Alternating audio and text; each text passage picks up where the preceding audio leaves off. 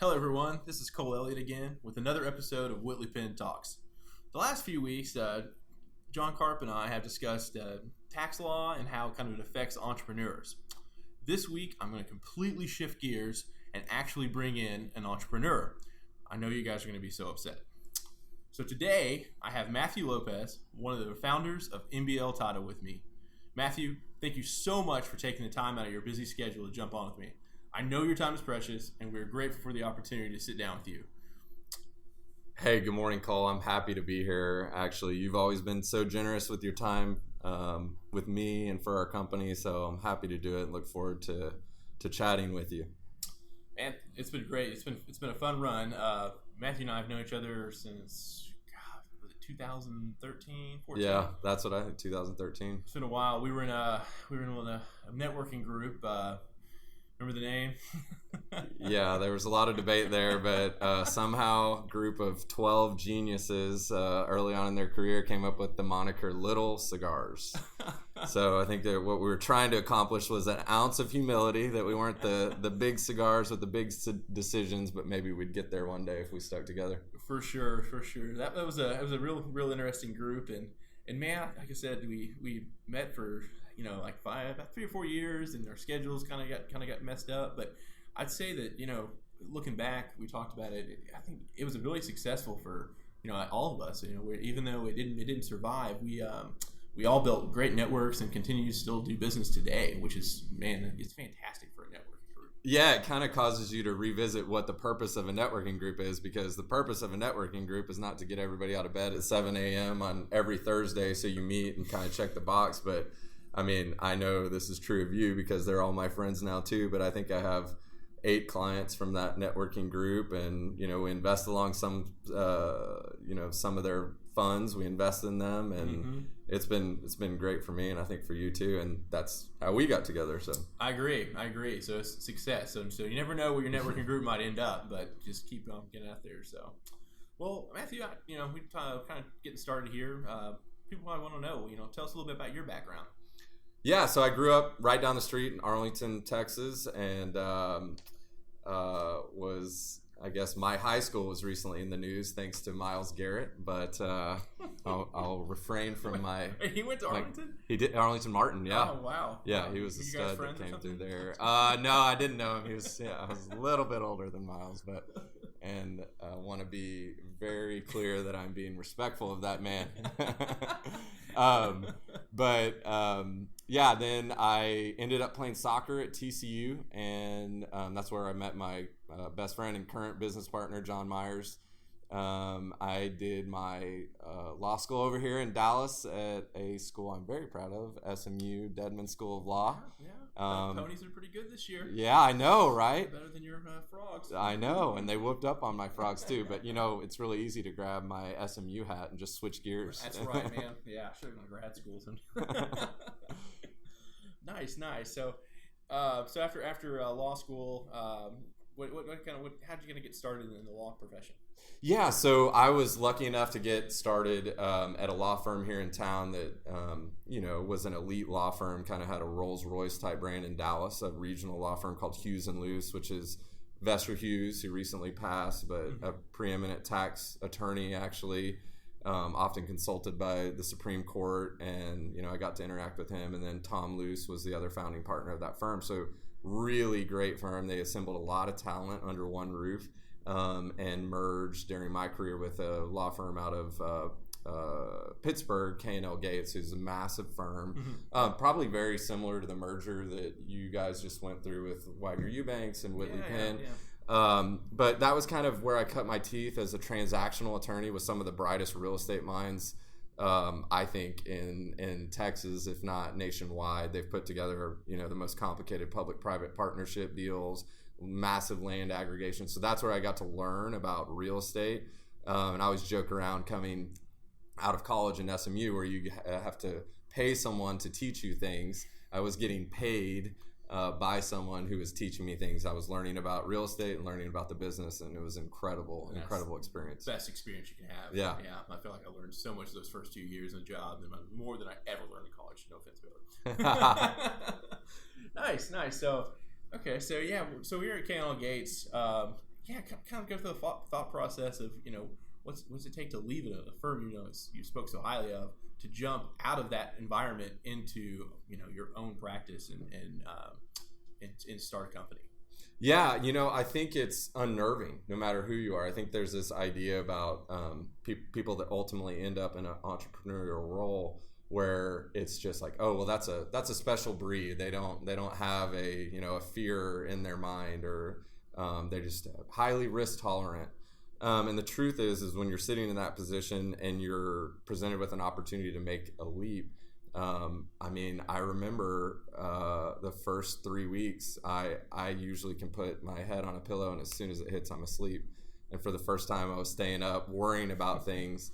And you can either let that cripple you, as you know, or you can use it to prepare. And so me and my business partner, John, really, went to the drawing board, went to a lot of our mentors that had started businesses successfully, and we traveled to meet with them. We presented our business plan and our ideas, and we had to go back to the drawing board a few times. And ultimately what we came up with was, of course, moving into the title industry, saw an opportunity there, had a plan that we were going to execute. And now looking back, which I did do recently, dusted off the business plan, which I think we wrote in haste, in like a week's time frame in 2011. And it was kind of surreal looking back at it, because I think we've executed on 85% of what we hoped to do. And that's in large part thanks to our team. So that's fantastic. That's great. You look back and see your original business plan. That's awesome. Yeah. Something like that. Nice. So you left the law firm. Give us how did you even get started? What was even like give us the first year. Like what was some of the hardest challenges that you met in those beginning times? I think the hardest part about, you have relationship components, you have personnel issues. For me, the most challenging thing, because it's so complex and there's so many variables, is scaling a company.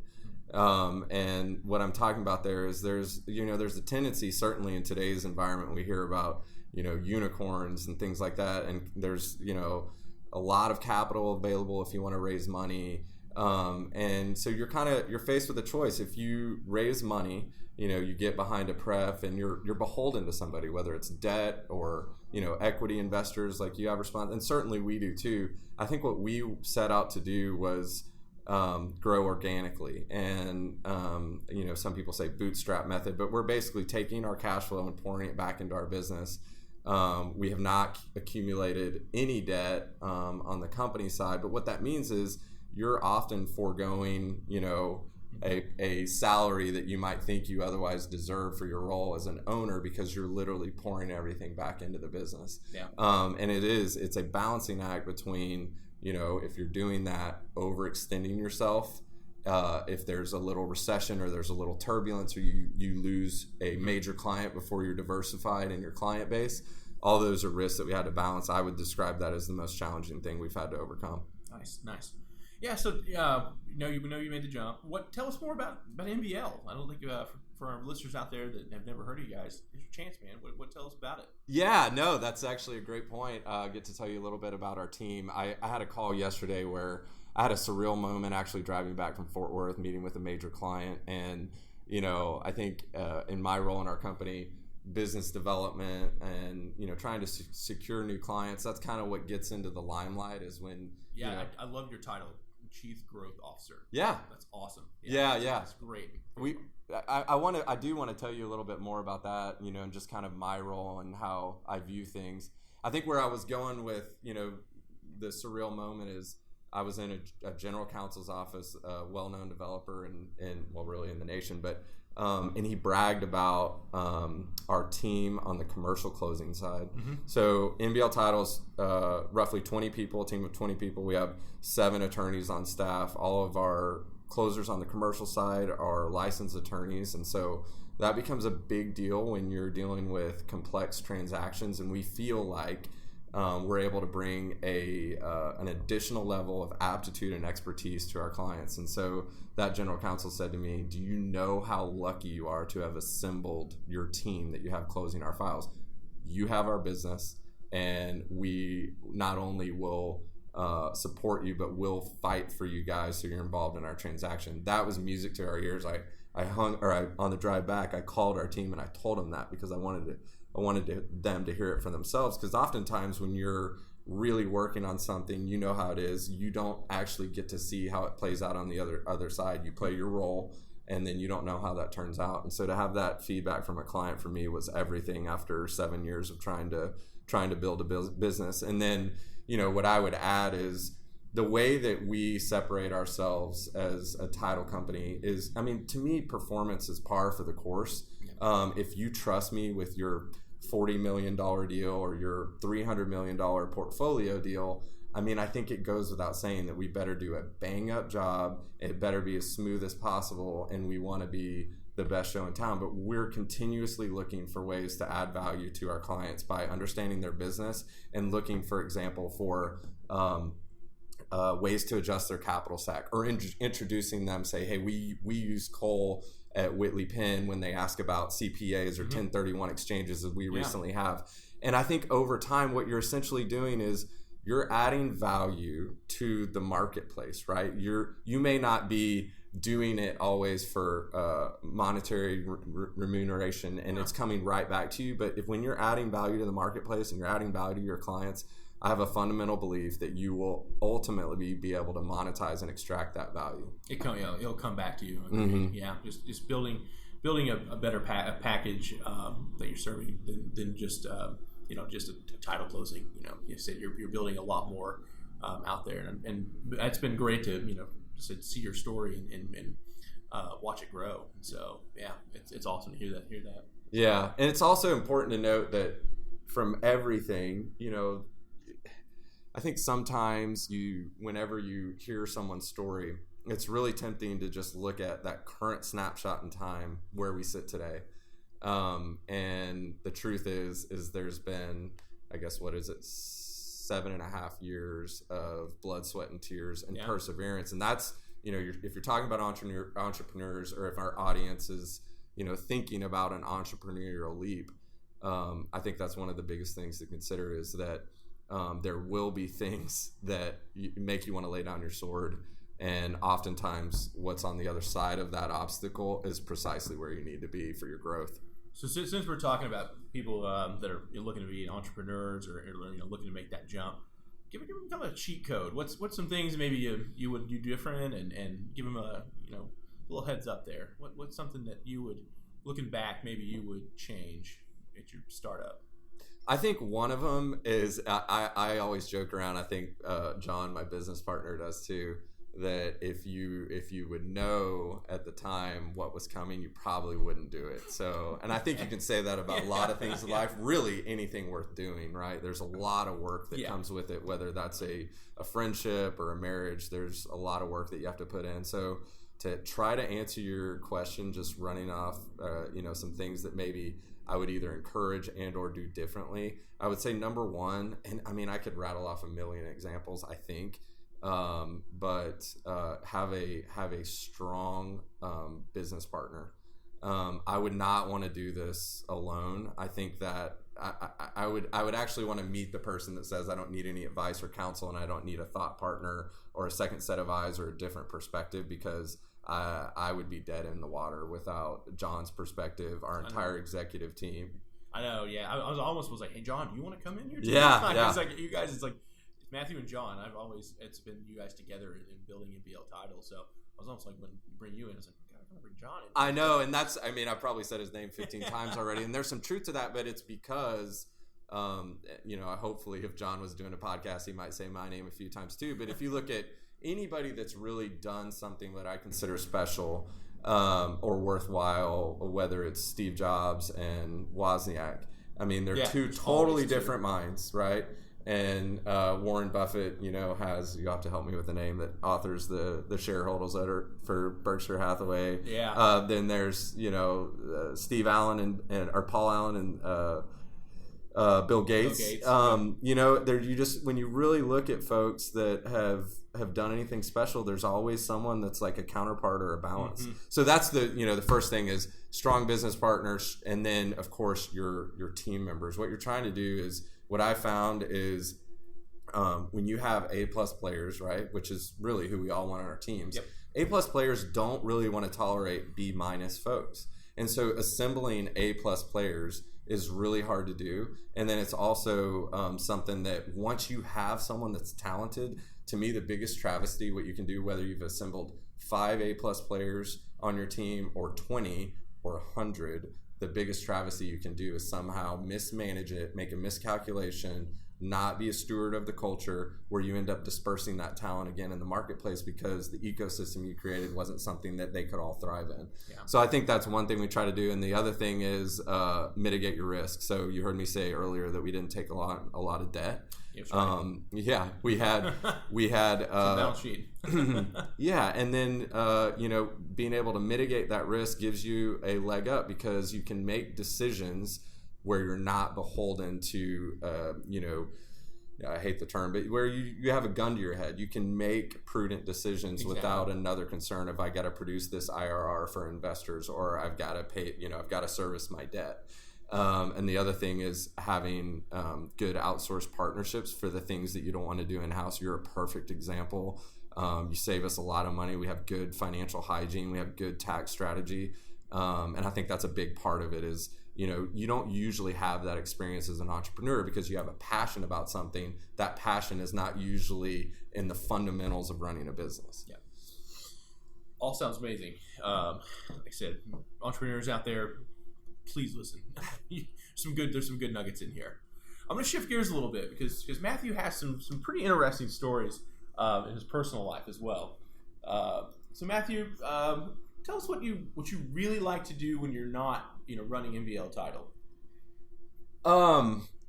I like to do a lot of things that challenge me personally. I like there's a cerebral aspect of it. So what I'm currently doing that raises eyebrows sometimes, certainly when I walk into a meeting with a black eye or whatever it is jiu-jitsu. I train at Carlos Machado's in Farmers Branch, and he's kind of a legend in martial arts. He gave Chuck Norris his black belt. So I love it. I love it because it gives me a physical outlet, which I've needed my whole life. I found for my mental clarity and sanity, if I have, if I'm in good shape and I have a way to, just really have an outlet that I perform better. Mm-hmm. And jiu-jitsu, gives me both. It gives me the physical because even though it seems barbaric, you're also engaging in high-level chess or kind of, mental gymnastics when you're trying to, get behind somebody and defeat them in a choke or taking their back or whatever it is.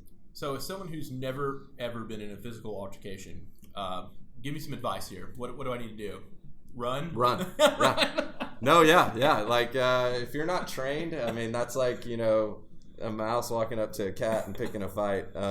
It is funny. I listen to a lot of podcasts that, talk about MMA and, kind of the overlay on street fighting or whatever. And the truth is, I think there are even some Navy SEALs, which I consider, the baddest men on the planet, mm-hmm. hands down. And, a SEAL will tell you, hey, if we're in a combat situation, you bet on me. If you put me in a cage with a trained MMA guy, that's his sole job, bet on the MMA guy. If you're not trained, my advice to you is run. And I do that too. I would run too because you never know. There's 135-pound guys and gals that can take us both out in 2 seconds. It's been 36 years. I have not been in a fight, so I'm going to keep it that way. I think that's a safe bet. Safe bet. Nice. So I was having a conversation with one of your college roommates, and I kind of see where this entrepreneur spirit kind of bloomed back in your days at TCU. So tell us a little bit about your one of your businesses that you ran out of your dorm room, but one of your houses. I think it involves purses. Oh my goodness, yeah, yeah, that's awesome. And I know who you talk to now. Actually, so Blaine is obviously one of my best friends, and he and I were doing everything under the sun, and we just loved tinkering with things. I remember we used to mess with satellite cards and things you weren't supposed to be hacking around on for DirecTV and, computer programming. We were just fascinated by all that. But really anything that you were just like scratching your head and you said, what if I did this? Could I make some money as just this college guy? And Blaine had an incredible entrepreneurial mind. He's actually probably the reason why I ultimately took the leap. He is the reason. I mean, hands down. I remember the conversation with me and John. He said, "You guys go do it, and you're going to do Blaine, great." you may be coming in here next. So. I won't give you too much of a preview. But to answer your question, Blaine and I were looking for things to sell on eBay, and I don't know, like I haven't Googled this to see if they're still around, but there was a company called Timmy Woods, and they designed like really women's clutches. And they were made of wood, so they would be like this intricately carved and painted wooden cat that opened, and it was a little, had a little strap that you could carry as a purse, and they were all the rage. And so we were looking at them, they were selling, so some of them, the rare ones, would sell kind of like a la Beanie Babies or something. It sounds like a Beanie Baby situation here, Yeah, so they would sell, we'd see them, they'd sell for $3,500 or $500.